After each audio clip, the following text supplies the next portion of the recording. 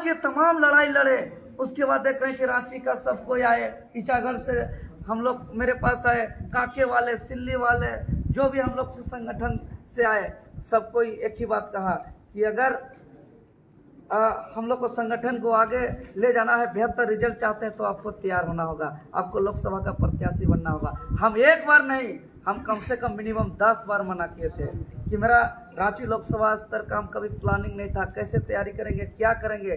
प्रत्याशी होना बड़ा बात नहीं होता है। सभी कोई कहा कि आप सिर्फ हाँ बोलिए, हम दूसरा और ऑप्शन बताए, उनसे बात कीजिए। सब कोई बोल रहा है कि नहीं, करंट सिचुएशन में किसी का ऐसा फेस नहीं है कि इतना बड़ा लोकसभा में जिसके प्रति लोग अपना जोश, जुनून, उत्साह दिखाए। सब कोई अपना अपना तेल भर के अपना एक जुनून के साथ घूमे और प्रचार प्रसार करे। इसीलिए सबको रिक्वेस्ट किया। उसके बाद एक दिन मीटिंग हुआ रांची में, जिसमें 6 विधानसभा के लोग आए, और हमको उस दिन आंसू आ गया था कि कम से कम 3-4 हजार आदमी एक एक करके पूछा गया और सब कोई मेरा नाम लिया। तभी हमको जो एक बात याद आया कि इतना दिन जब हमको आदमी ताना मारता था कि तुम 60-60 दिन जेपीएससी के लिए बैठे रहते हो, 60-60 दिन जेएसएससी के लिए बैठे रहते हो, अकेले दरी ढोते हो, अकेले चोंगा बांधते हो, अकेले बैनर पोस्टर टांगते हो, क्या मिलेगा तुमको? कोई कुछ देने वाला नहीं है। कुछ दिन उम्र बीतेगा और लास्ट में जो है कि घर वाला भी नहीं पूछेगा, स्थिति खराब हो जाएगा। तब हमको उस दिन महसूस हुआ कि सारे लोगों का सवाल का जवाब आज शायद हमको मिल गया, कि सब कोई आज बोल रहा है कि आप लड़िए, जबकि हम लड़ना नहीं चाह रहे हैं। तो ईमानदारी से काम करिए ना, कि अगर आज ब्लेम आ रहा है कि बूथ कमेटी बांटने में गड़बड़ी हुई है, तो स्वीकार करने से सीख सकते हैं, नहीं तो नहीं सीख सकते हैं।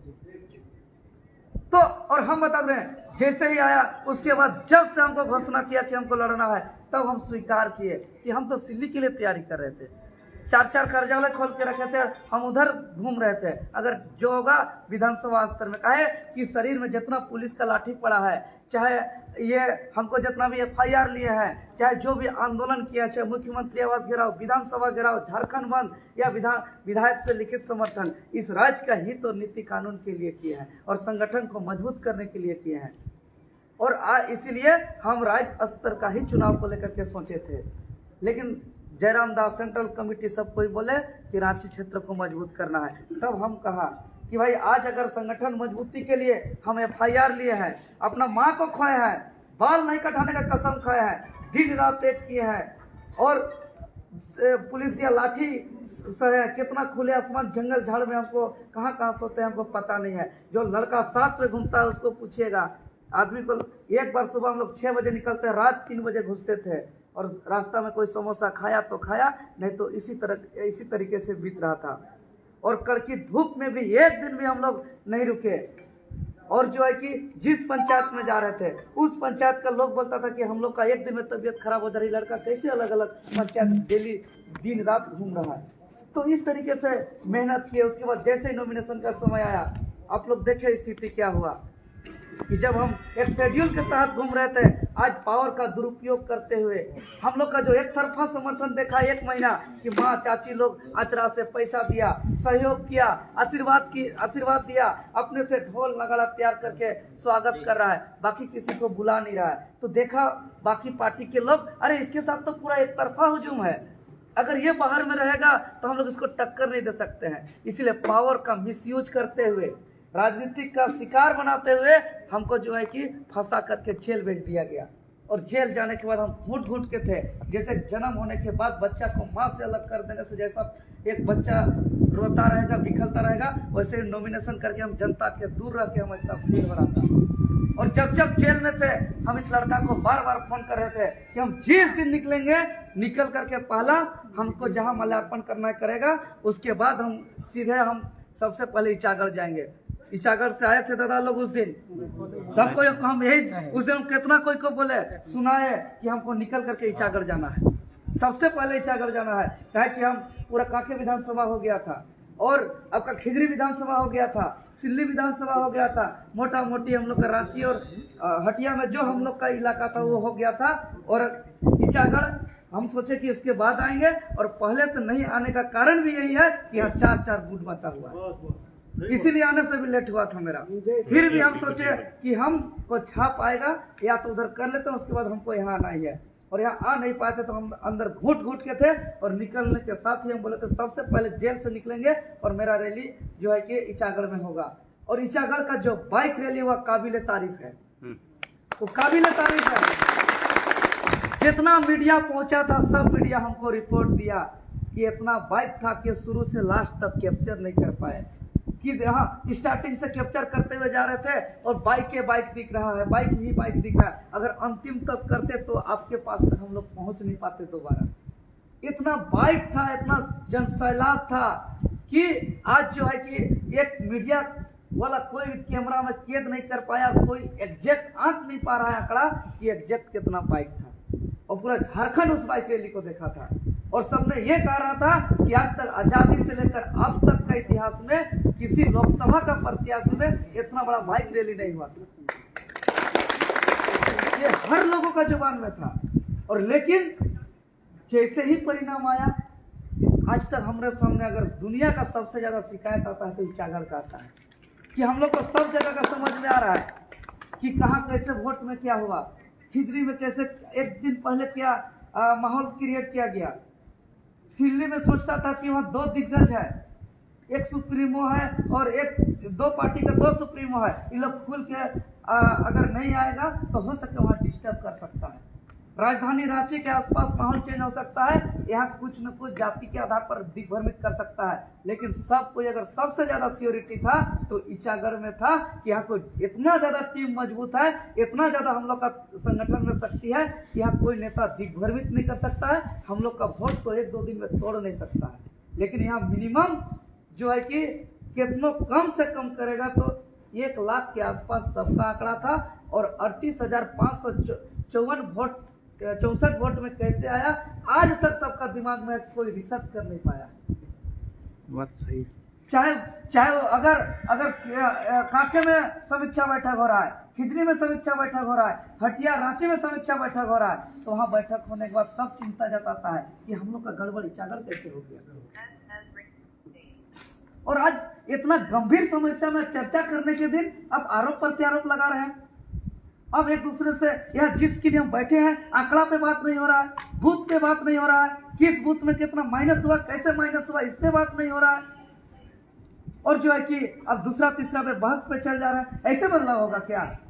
ऐसे बदलाव कर सकते हैं? ये एक्टिविटी देख करके हमको दिल में बहुत दर्द हुआ। अनुशासनहीनता इतना अनुशासनहीनता हुआ है कि हमको एक एक रिपोर्ट को हम जो है कि केंद्रीय अध्यक्ष जयराम जी के सामने हम प्रस्तुत करेंगे, एक एक चीज को करेंगे और हम स्पष्ट रूप से कहेंगे कि अगर क्योंकि हमको स्पष्ट रूप से हमको एक तरह से हम अपने भी कंधे में लिया है और हमको दिया भी क्या है कि दादा जैसे कि आप धनबाद, बोकारो, गिरिडीह क्षेत्र में क्या राजनीति होता है आपको पता है क्या? तो हमको नहीं पता है। उसी प्रकार रांची क्षेत्र का, रांची लोकसभा क्षेत्र का जो ये आसपास में क्या राजनीति होता है हम लोग को भी गहराई से पता नहीं है। इसीलिए 6-7 को विधानसभा में जो है कि आपको देखना है और हम कमिटमेंट किए हैं कि चाहे इचागढ़ विधानसभा, तमाड़ विधानसभा, सिल्ली, खिजरी, कांके और ये आसपास का मांडर और खूंटी साइड में कि 7-8 विधानसभा में दिन रात एक करके मेहनत करेंगे और कम से कम 5 प्रत्याशी जीत करके टाइगर जयराम दा को हम लोग अपने दम से मुख्यमंत्री बनाने के लिए काम करेंगे। ये स्थिति में तो क्या सब तो पानी का पानी उम्मीद खत्म हो जाएगा। अगर अगुआ लोग ऐसा कीजिएगा तो ये हमको बहुत दुख हुआ, बहुत आहत हुआ और इसको लेकर के हम बहुत ही तकलीफ हो रहा है मेरे अंदर कि हम बता नहीं सकते हैं। सिर्फ हम भावना से व्यक्त कर सकते हैं कि हम बहुत दुखित हुए हैं आप लोग का आज का ये अनुशासनहीनता की एक्टिविटी देख करके। कोई बैठे नहीं है, कोई सुन नहीं रहे हैं और जबकि आज लेखा जोखा करने का दिन था। यही लोग हैं जो बदलाव कर सकते हैं आप लोग कि कहाँ किस बूथ में कैसे करना है। आज हमको प्लानिंग पे बात करना था कि आगे हम कैसे जो है कि इचागढ़ जीतेंगे, लेकिन स्पष्ट रूप से बोल रहे हैं कि जिसको कार्रवाई करना पड़े हम लोग करेंगे, लेकिन इचागढ़ हर हाल में जीतेंगे। इचागढ़ सिर्फ होने को चाहिए क्योंकि बहुत बड़ा त्याग करके, कुर्बानी दे करके राज्य के जनता जागे हैं और इतना अभी तक ये JBKSS का मूल ढांचा को समझिए कि JBKSS का उदय कैसे हुआ और आज JBKSS का एक विश्वास हुआ है, उम्मीद हुआ है कि कोई गरीब पीड़ित, दुखित, वंचित का अगर थाना में नहीं सुन रहा है तो उसको एक उम्मीद है कि जेबी केसेस को बोलेंगे तो मेरा थानादार सुनेगा। जेबी केसेस से उम्मीद है कि अगर ब्लॉक में पैसा मांगा जा रहा है, भ्रष्टाचार हो रहा है तो जेबी केसेस वो बचाएगा। जेबी केसेस से उम्मीद है कि हम हमारे राज्य के हित के लिए नीति कानून बनाएगा। है कि हम एक बात स्पष्ट कर रहे हैं कि किसी एक को विधायक बनाने से या किसी एक को एमपी बना के राज्य का कल्याण नहीं कर सकते हैं। किसी एक को विधायक बना के झारखंड का आम जनता का कल्याण नहीं कर सकते हैं। किसी एक को विधायक बना के पूरा इचागढ़ का कल्याण नहीं कर सकते हैं। इचागढ़ के जनता का और झारखंड के जनता का कल्याण तभी होगा जब हम लोग सरकार बना करके झारखंडी हित और कल्याण के लिए कानून बनाएंगे। जब तक कानून नहीं बनेगा, कोई भी विधायक सांसद बने, आम आदमी का किसी का कल्याण नहीं होगा। किसी को कोई नहीं खिलाता है, कहा था सब अपना अपना खाते। हम जीतते तो पर भी जो आप लोग मेहनत करके जैसा खाते हैं वैसे ही खाते हैं। व्यक्तिगत जिंदगी किसी का नहीं सुधरता, लेकिन हम लोग का आवाज जो झारखंड हित और कल्याण में था वो दिल्ली में जाके पहुंचता। इसी उम्मीद के साथ आने वाला पीढ़ी का भविष्य सुधरे, इसलिए आप लोग इतना त्याग, कुर्बानी और बलिदान देके अपना अपना तेल पानी लगा करके जो है कि हम लोग आप लोग सभी को इतना अहम योगदान दिए। योगदान में कहीं कोई कमी नहीं है। हम तो ऋणी है कि इतना लोग हमारे जग गए हैं, लेकिन स्वार्थ को त्याग करना होगा। स्वार्थ को बिना त्याग नहीं कीजिएगा तो छोटे छोटे गलती पर हम लोग बर्बाद हो जाएंगे। सोचिए देश कैसे गुलाम हुआ कि आज 1600 ईस्वी में ईस्ट इंडिया कंपनी भारत आया था अंग्रेज से। वो गुलाम बनाने नहीं बल्कि बिजनेस करने आया था। और 1757 में पहला जो है कि प्लासी का युद्ध होता है अंग्रेज से रॉबर्ट क्लाइव और भारत का जो बंगाल क्षेत्र से सिराजुद्दौला के बीच जो युद्ध होता है। अंग्रेज सोचिए कितना सैनिक लाया होगा और भारत का राजा सिराजुद्दौला को हरा दिया। ये इतिहास में नहीं पढ़ाया जाता, लेकिन रिसर्च से पता चलता है कि रॉबर्ट क्लाइव अंग्रेज से मात्र 1800 सैनिक था और जो भारत का नवाब था सिराजुद्दौला उसके पास 40,000 सैनिक था। लेकिन 1800 सैनिक अंग्रेज से आया हुआ भारत का राजा 40,000 सैनिक को हराता है। क्यों? इसीलिए कि उसका सेनापति मिर्जाफर गद्दारी किया। तो किसी एक दो व्यक्ति के गद्दारी के कारण देश गुलाम हुआ है। इतिहास गवाह है। जो सब हम देख पा रहे हैं इसको हम नाम देना बेकार हो जाएगा। इसलिए जो भी सच्चाई चीज है इस सच्चाई चीज को हम कहे कि एक दो आदमी की वजह से ही देश गुलाम हुआ। एक दो आदमी की वजह से ही कब का झारखंड अलग होता नहीं हुआ। तो कुछ लोगों के कारण अगर यह संगठन ऐसे में बदलना मुश्किल है।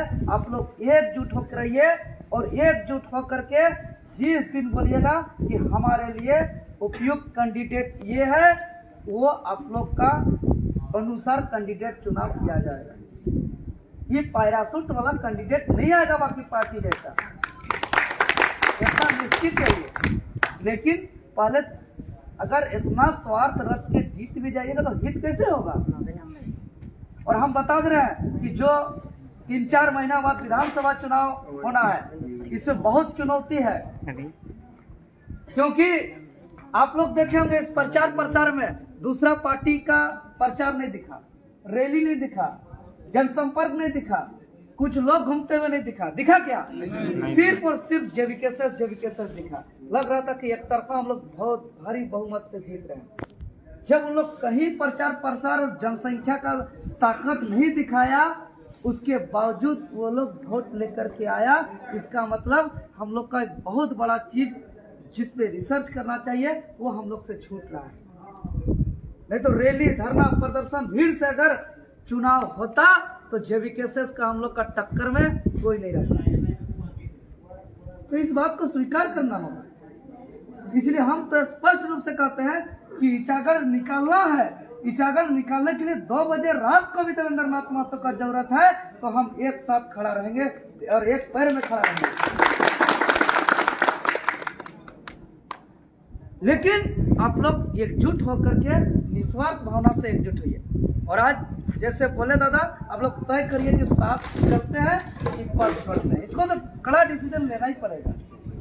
सबका मुश्किल होता है जी। हम लोग का इचागढ़ आना दिक्कत लगता है कि हम जाएंगे तो किसको बोलेंगे, किसको नहीं बोलेंगे, कहाँ बैठेंगे, कहाँ नहीं बैठेंगे। आज आना मुश्किल होता है, कहीं ऐसा स्थिति नहीं है। लगता है इसको बोलेंगे तो पता नहीं वो क्या सोचेगा, उसको बोलेंगे तो ये क्या सोचेगा, इसलिए भैया हम किसी को फोन नहीं करते हैं। हम अपना एक मैसेज जारी करते हैं, बाकी लोग रहता है जिसको जारी करना कर दीजिए, हम किसी से कोई बात नहीं करेंगे और जाएंगे अटेंड करके आएंगे। ऐसा मुसीबत झेलना पड़ता है। तो इस सब को ठीक करिए आप लोग बदलाव के लिए आए हैं, इतना बड़ा बड़ा कुर्बानी दे रहे हैं, इतना त्याग कर रहे हैं, ये काबिल तारीफ है। और यदि सिर्फ इसको सुधार करिएगा ना तो एक बात मैं बता दे रहा है कि झारखंड में सबसे ज्यादा मजबूत अगर कोई विधानसभा है तो ईचागढ़ विधानसभा। हर विधानसभा में बहुत मुश्किल होगा, लेकिन ईचागढ़ विधानसभा आप लोग का एक तरफा बहुत भारी बहुमत होगा। ये 38,000 वोट लाखों में बदल जाएगा। एक थोड़ा सा सुधार कीजिएगा तो कोई नहीं है टक्कर में, ये भी सच्चाई है। लेकिन स्थिति ऐसा बना दी है कि आना जाना मुश्किल हो गया। इसको सुधार कीजिए और आप लोग बदलाव कीजिए। ये मौका बार बार ईचागढ़ की जनता को नहीं मिलेगा, नहीं तो धीरे धीरे। और हम सब आइडिया जी, हर कास्ट के लोग आएंगे, क्यों नहीं आएंगे? हर कास्ट के लोग आएंगे, हर समाज के लोग आएंगे, हर जाति धर्म के लोग आएंगे।